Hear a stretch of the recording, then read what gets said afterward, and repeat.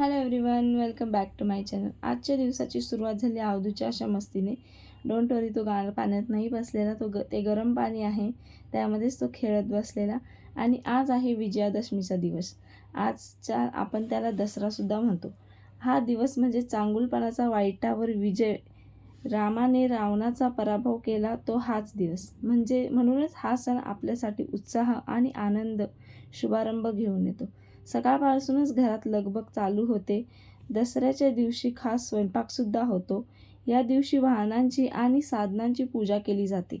आपण रोज वापरत असलेल्या या गोष्टी आपल्याला उपजीविकेचे साधन देतात. म्हणूनच त्यांचा आदर करून त्यांची पूजा करणं महत्त्वाचं आहे. आणि त्यानंतर आम्ही ऑफिसमधली सुद्धा पूजा केली. त्यांचे सगळे कम्प्युटर्स, लॅपटॉप याचीसुद्धा पूजा केली.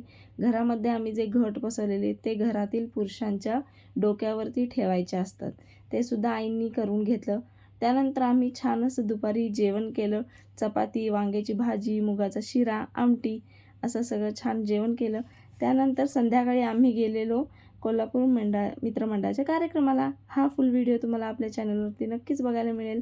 चला भेटू नेक्स्ट व्हिडिओमध्ये. बाय.